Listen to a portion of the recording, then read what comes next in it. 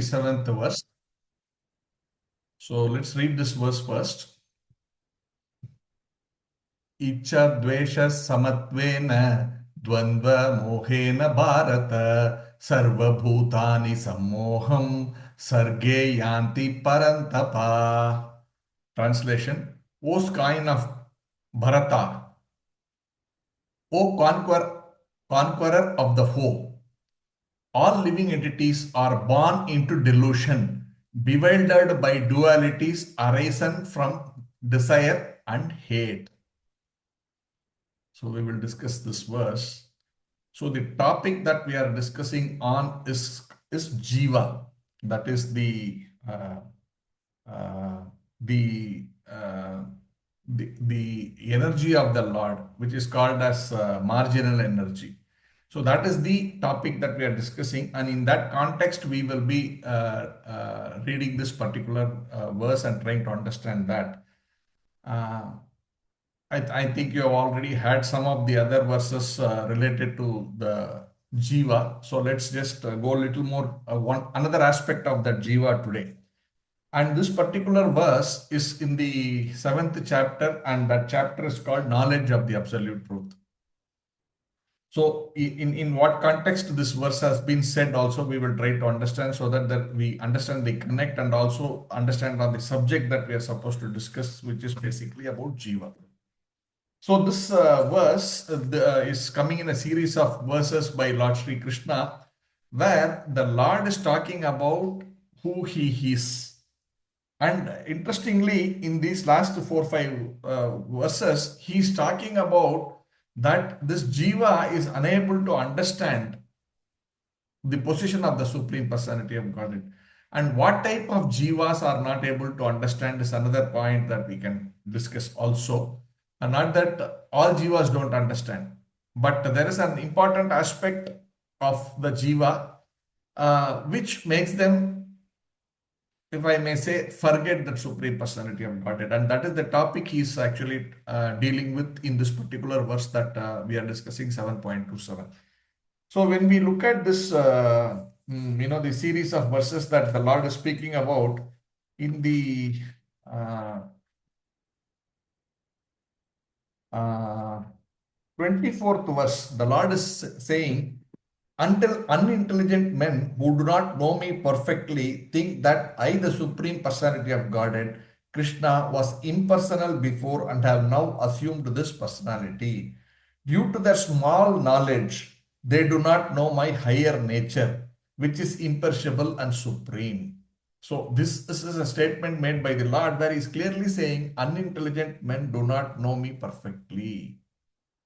And I also think that he is something which was unmanifest earlier and now has become manifest. That was impersonal before and now he has become personal. And again, now when I say now he has become personal in the form of Krishna, that he has become personal. And after the so-called leaving of this body, like how every jiva also leave the body, they are thinking this so-called person who's manifested as God, once he leaves that body, he will become unmanifest again. So, and because of this kind of thinking, they do not know my nature, which is what Krishna is saying in this verse.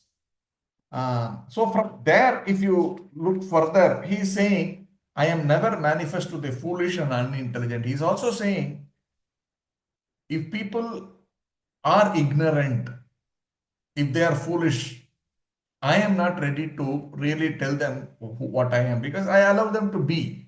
That's the greatness of the Supreme Personality of Godhead. He says, okay, if you don't want to, fine, because it's not foolishness, is not by by something which is like forced upon anybody, right? Ignorance or foolishness. It is our choice to be either ignorant or foolish because all the knowledge is available. But if we choose, like, in a modern world also, we say the facilities are there for us to get educated. But if I choose not to get educated, that is my free will that I am doing this. So the Lord does not interfere in that sense. Not that he doesn't want to give any education, does not may want to make people knowledgeable, but they choose to be ignorant. They means the jiva here. chooses to be ignorant. Therefore, fine, if that is what it is. I mean, in a way to say, what can I do? Not that he cannot do anything. He is certainly doing everything possible to what do you call to secure, salvage the downtrodden the jivas. That's why it's called Patita Pavana. But still, he gives that opportunity for people to take their time and then come to this point. But anyway, that is where it is. For them, I am covered by my internal potency, and therefore they do not know that I am unborn and infallible. So he's again stating what is his character is, but why these people will not know. The next verse he says, "O Arjuna, as the Supreme Personality of Godhead, I know everything that has happened in the past, all that is happening in the present, and all things that are yet to come. I also know all living entities, but me no one knows." So again, he is trying to tell that no one knows. Means no one means when you're talking about this jiva, and mostly in a particular condition, they are not able to understand who he is. In that context, the next verse which we are actually discussing today is coming in where he says, "O scion of Bharata, O conqueror of the foe, all living entities are born into delusion, bewildered by dualities arising from desire and hate." So that is the area which we are going to focus on. He says why these people are not able to come to this level of understanding, come to the point of knowledge. They are in that ignorant state and not able to understand the Supreme Lord. But what is the reason? And he's giving a clear reason, saying, they are born into delusion, bewildered by dualities arisen from desire and hate. So desire and hate, that is the word. And this duality is the reason why we are not able to understand. And why this duality has come is because of which is arisen from desire and hate. So this jiva, the topic what we are supposed to discuss today, is actually a part and parcel of the Supreme Personality of Godhead, which is a separated part and parcel eternally. So the jiva has been with the Lord from time immemorial, and many are also now away from the Lord for time immemorial, which is the point of discussion, why they are away from the Lord from time immemorial. So being part and parcel of the Lord, it is the nature of that part to be connected with that Lord, to be called living. Right? For example, this hand, which I keep saying many times, many of you would have heard, but that is something which we need to really drill down into our head. This hand, when it is connected with this body, is considered meaningful, right? If someone wears a nice ring in their hand, or wears a nice watch, or some nice if they have some nice designs in their arm. Nowadays you are seeing all people having full what is that many designs in their hand, right? It's all there, and people say, wow, this is so nice. These kind of things we say. That is because that hand, when connected with the body, is very beautiful. It is healthy, it is strong, all that. But just imagine the same hand which is just cut off and then put down there. Whatever nice ring that you put on it, nice bangles, nice mehendi, or whatever, the tattoos, whatever you put nicely, nobody will even touch that hand. They will be having fear to even handle that hand and pick it up, and it's a severed hand. Just imagine what will be the condition. So this jiva, which is actually part and parcel of the Lord, which is to be connected with the Lord, if it is remaining aloof, that condition is a very diseased state. That is the state of the state which comes into being because of these two words, desire and hate. So somewhere along the line, that jiva which is connected with the Lord and which is always engaged, when something is connected, as I say, this hand is connected with the body and it is doing things to relate to the body and in a manner of serving this body. And if it decides to, jiva is also like that, attached to the Lord, and is actually working in unison with the Lord, serving that Supreme Personality of God in the overall scheme of things. But somewhere along the line, if he desires to uh, be independent of the Lord, think that, why I should be dependent on you. Let me be independent. That is the desire.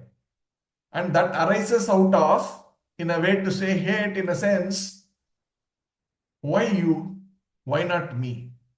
Right? No, that is basically envy, hate. We can extend it like that. That, who are you to be this one? Why not me? That kind of a thinking. But when something is not constitutionally the correct thing, it cannot happen. Just like we say, water, it is natural uh, property of water that it will flow. Right? It's natural. There's nothing to be artificial about a flowing water. But when water is in a specific conditions, if you have to put it just to make it not flow, like you put it in a fridge for some time, then possibly it will become into ice. It will become a solid. But that is not its natural position. It is artificially made into a solid. But the minute it is taken and put in its natural condition, it will start flowing. That is its nature.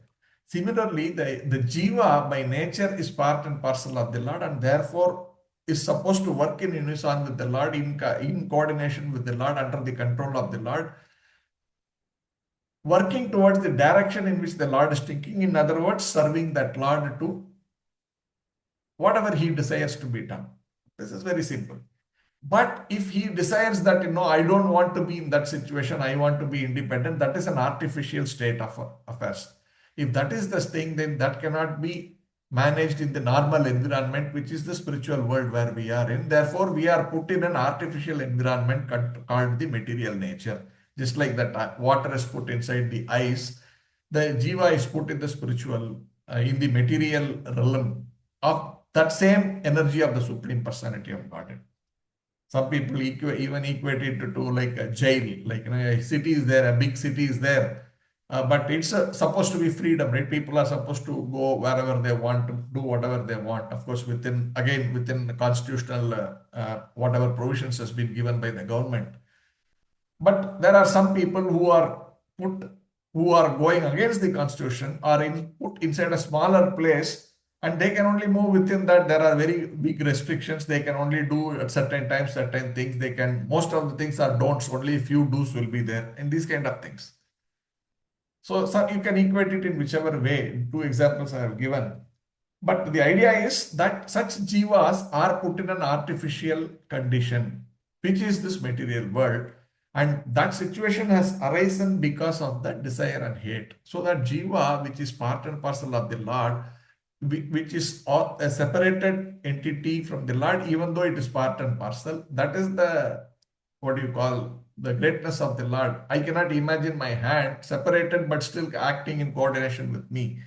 But that is my limitation of the limited powers that I have. But the Lord can do anything and everything, and there is nothing that he has to have that the properties of what our material properties are. Just like when I say this hand is connected, it has to be physically fixed to this body. But for the Lord, it necessarily need not be fixed to his body, but it can still be part of his body, in that sense. So that is his energy. That energy is called marginal energy, and that is where the jiva is actually, uh, the platform of the jiva is the topic of our discussion. And therefore, there is, of course, this inferior energy, which is the material nature, which is also part and parcel of him. And he is saying, okay, I will create one artificial place there with my own energy, which is the external energy, in which you, Jiva, the marginal energy, can be there and try to exploit it.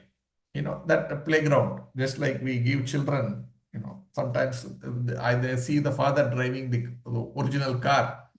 Then the child also wants to drive. I want to drive. Okay, you can't drive this car for sure. Therefore, I will give you a toy car. So the child becomes very happy. He sits in the toy car and says, "Burr, burr, burr, burr, burr." He keeps driving all over and crashing and falling down. All this happens to the child. So like this, so this place is actually an imitation of that original place. And there the Supreme Lord is the Supreme, but here we think I am the Supreme, that kind of a condition. And that condition has come to the Jiva because he is actually got these two factors, which is basically desire and hate. And in that desire and hate, when he is there, he is giving this opportunity to come to this material world. And when we come to this material world, we are covered. Another condition put again by the Lord for a very good purpose, that, if I know that I am part and parcel of the Lord and I am actually subordinate to Him, and I try to come here and I live thinking I am the Lord when actually I know He is the Supreme Lord, then it's not possible for me to actually be in that role comfortably, right? If you want to be the president of the country, then you should be in a state of mind that you really are in a mad state, right? When you are not actually the president, if you want to think you are a president, then you should become a little bit mad. Only then you can be happily thinking that I am the president. If you know you are not the president and you are talking like a president, you will feel like yourself miserable. What am I talking here? This is foolish.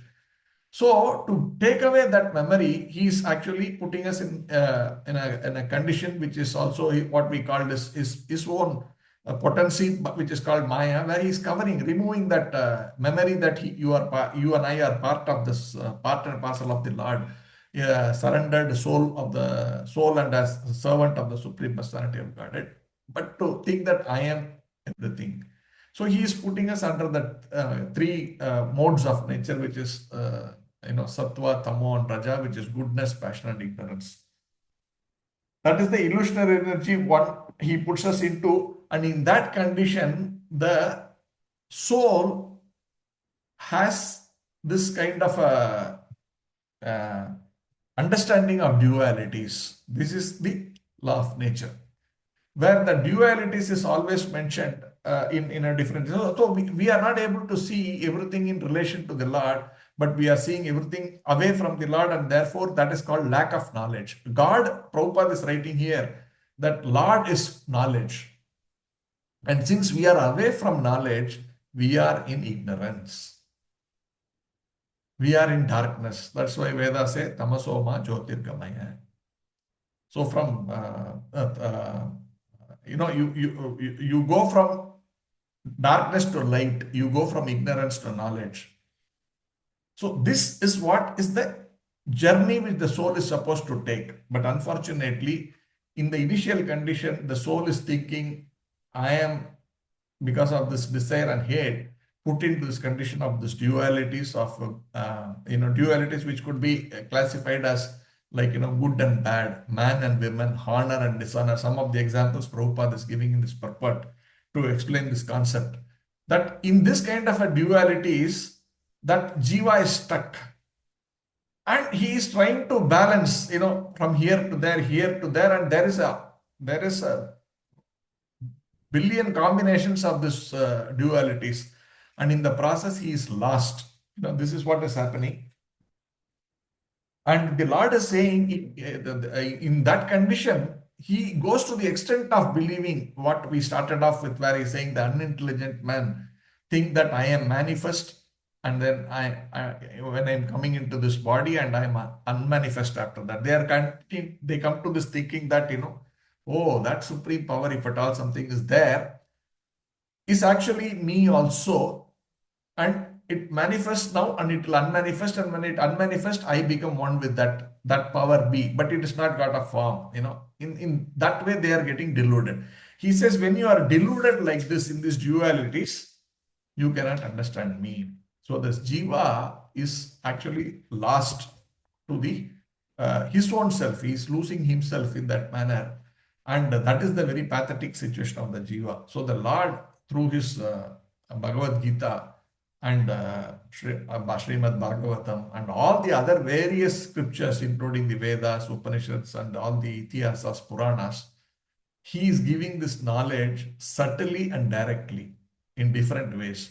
The Lord himself is Veda, and he gave in a subtle manner, and then later his more his other jivas. We will also talk about the other jivas. So we talked about some portion of that population of jivas who are actually deluded and he does not know him. Then there is also the other portion of the jivas who know him, and these can be classified as Nitya Siddhas and Nitya Baddhas. So the class of people who talked about the jivas we talked about is the Nitya Baddhas, who are deluded by the dualities of good and bad and all the other examples that we gave because of this desire and hate. And there are the other jivas who are actually continuing to be in their natural state, and they are Nitya Siddhas. Those jivas are actually happily in their constitutional position, just like that water in natural state continues to run. So the Nitya Siddhas are people who are actually understanding who the Supreme Personality of Godhead is, and they happily serve the Supreme Personality of Godhead. And when you are in your constitutional position, you are always happy. You are natural. See, this again we can see. If I am trying to act, I always know this is only acting, and there is no natural happiness. But I can always act like I am happy, like all these actors. They sometimes laugh, they sometimes cry in the screen, and they every point they are conscious that I am only crying, because I am acting. And whenever you are smiling, you are smiling. Of course, the better, the more you are able to fake that, the better actor you are supposed to be, and that is also still it is performance, right? The best performer of this year, right? So that clearly says it's performance. It is not like real. So in a real state, when you are performing like that, you can act like that, but it is not you, right? Therefore, there's no real happiness inside that way. That character has happiness, that's a different story, but that is artificial. So when the person is in his real state, he is generally, happy. If I'm in my natural state, I'm happy. So these Nitya Siddhas are eternally happy, so blissful, being in their position of serving the Supreme Personality of Godhead, being part and parcel, understanding that I am part and parcel of the Godhead, and serving in that position is actually very blissful. But the other side, which is this Nitya Baddha, Baddha means it's bound, that you are bound by the three modes of material nature and caught up in this dualities which the Lord is talking about here. It is very difficult. So the way to rescue this jiva is actually, this Nitya Baddha is actually to take that rope of hope given by the Lord. That is given by the Lord by his Nitya Siddhas, who are also coming here sometimes, but they are not deluded by this hate and by the dualities of hate and this one, the one hate and what do you call the man and woman and good and bad. They are not caught up in this dualities, but they still come into this material world. So they are not in touch with the material world, and therefore their consciousness is pure.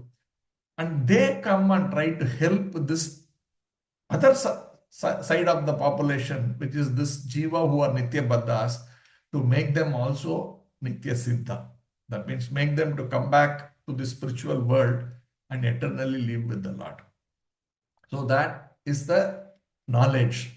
So because he is unintelligent, because he was ignorant, that portion of the population which is or the jivas which are in that state, Krishna is giving this opportunity that you please understand the reality. Yes, you wanted this, I have given it to you.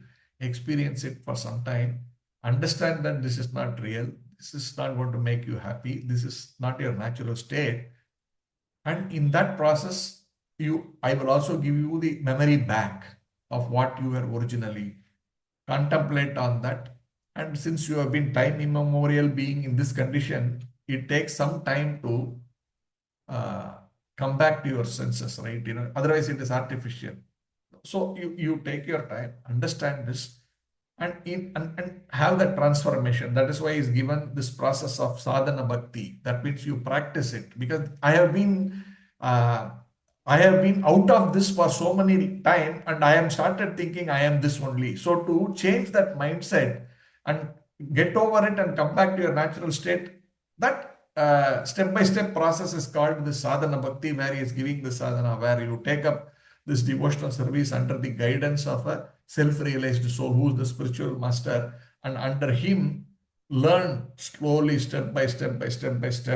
That is called sadhana. And in that process, your original consciousness is revived, that your understanding of who you are by nature is understood. And in that process, once you come to that state, then you can, and this body naturally is one of the vehicle in which we are traveling, because we are not the body. And we will have to leave this body, and then at that point in time, the jiva, which is basically the soul, actually goes back to the spiritual world and be in its constitutional position. So this is the journey of the soul, and the purpose for all of us is actually to be in this state of mind. Now, this is the application part of it, where, okay, now we all understand everything. Here, everybody already knows and already in the practicing session. Therefore, how do I make this process faster, right? See, sometimes when we even know, yes, we know, Prabhu, 15, 20 minutes you have been telling me what I already know. Why are you telling me this again and again and again? So unfortunately, while we think we know, in reality, we don't know. So that's why sometimes, Prabhupada, how many, every verse you say, he completely talks about the whole Krishna consciousness. That does he not know that the reader has already read the same thing in the previous verse? The problem is, for something which we have been away from for a long time, it takes so much time to get back into the correct understanding, because we are pulled into the same what do you call thought process what we have already had. That is why they say, if you do something and if it fails, then how will you do it better the next time?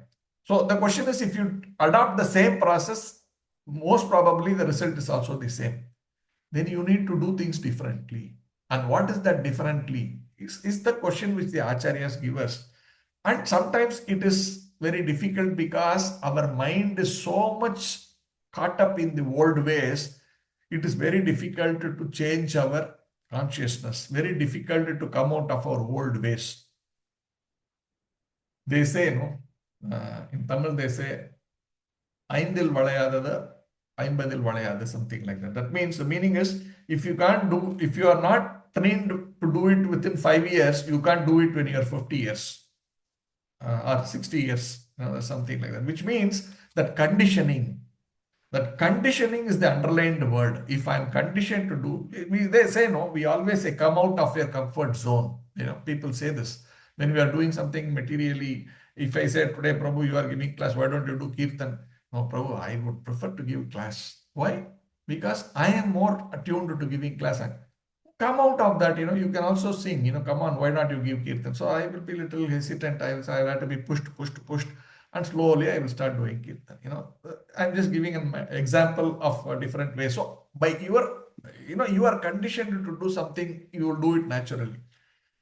So we have been conditioned to think that means that Jiva has been conditioned to think I am body, and I am body, and always acting in relation to the body. Anything that the Jiva does is more to see how to make this body better, or how to keep it in current state. So many days, we go out early in the morning, sometimes, to the temple somewhere, and we see people are early morning very conscious of the body. So many people take so much austerity, whether it is cold or hot, whatever it is, they are sweating and running, right? I'm not saying jogging is bad, or, I'm not saying that. I'm trying to emphasize on the point that people take all kinds of difficulties to ensure that body is good, which is important, because, my Guru Maharaj says, my Guru Maharaj Solan Jayapataka Swami Guru Maharaj, he says, this body is Krishna's gift. You need to take care of it. And why this gift? Gifted to serve him. So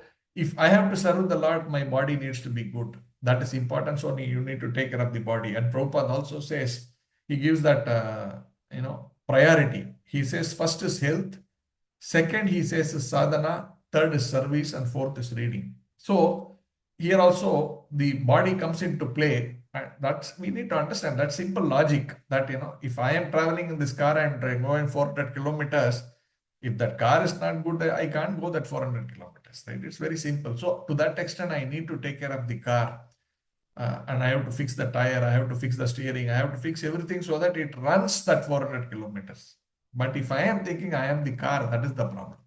So we need to do all of these things, but at the same time, I should also do that 400 kilometers, right? You know, and the purpose of having that car is to do that 400 kilometers. But if I'm only nicely polishing the car and keeping it there, checking the brakes, filling the air, everything, but not using it to go towards the destination, what is the use?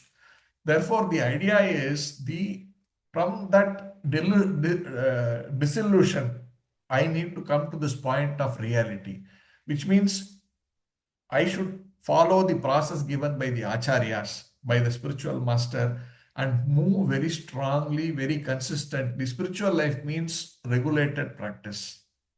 That is the most important thing. If I'm not regulated, then I am a non-starter. So I need to really regulate myself, have my sadhana clear. If I have to chanting 16 rounds, yes, I do it. I don't. And ideally, always regulated in a particular time, whatever. Then, my other activities, my preaching activities, my serving activities, my reading activities, my hearing activities, these things have to happen irrespective, in a very structured manner. And as we keep doing for this, for all of us, for the practicing devotees, this is important. If we do that, we are able to see the change that, that I am able to slowly feel that natural state. Yes, this is blissful. Yes, this is blissful. Yes, this is blissful. And we try to be more and more in that state. And that state is always when you are doing service to the Supreme Personality of God. So as long as we are in the service of the spiritual master and the Lord, then we can be blissful. This can be realized as we practice. Sometimes people say, Prabhu, I don't know if I'm improving. Check. Are you feeling blissful? Am I wanting to do more? Then we are progressing. But if I am feeling, oh, why this, I continue to feel this after 20 years, then maybe I need to see if I am doing these things correctly. Right? That is important. Otherwise, yeah, I'm doing, but I'm not sincerely trying to do it. If I sincerely try to do it, there has to be some progress, which is that bliss in our engagement in devotional service. And naturally, when you get some bliss, you will go back to it, right? It's not like, okay, I am, I know I am in bliss, but I don't want to do this. If someone says that, I don't know whether we are in good state of mind. It's natural that when something is nice and wonderful and I realize it, I will go back to it. So the idea is, Prabhupada is very clear that, if a jiva does this sincerely, he will be situated in a serious condition of serious mind or consciousness of wanting to go back now in this life. I don't want to take one more life. I will be done with this disillusion. He's talking about two things, right? I will be done with dualities because I am bewildered by dualities. I'll be done with dualities, and I don't have this desire and desire for material life and hate for the Supreme Personality of Godhead.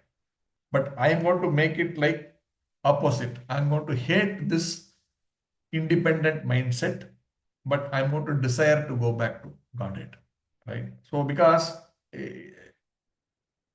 it cannot be that I cannot have any lack of, I cannot be in a state of complete lack of desirelessness.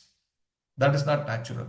You have to desire something. But problem is we desired the wrong thing. Now the idea is to desire the right thing. And when that desire becomes stronger, then we become more and more fixed up in our devotional life and we keep moving forward.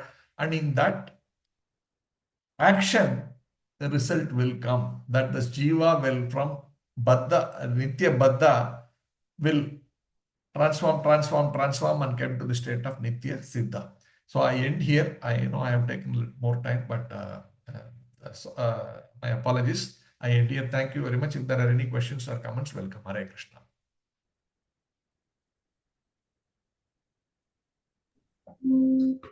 Hare Krishna, Prabhu. Dhanavad pranams. Thank you so much. Hare Krishna, Prabhuji. The beautiful comparison of the hand when it is attached to the body and when detached, and what are the likeness and what are the disapprovals and dislike. That was very nice, Prabhuji. Hare Krishna. Dandavat Pranam. Dandavat Pranam. Thank you very much. Hare Hare Krishna, Krishna, Prabhu Prabhuji. Dandavat Pranam. Dandavat Pranam. Hare Hare Krishna, Krishna, Dandavat Pranam. Dandavat Pranam.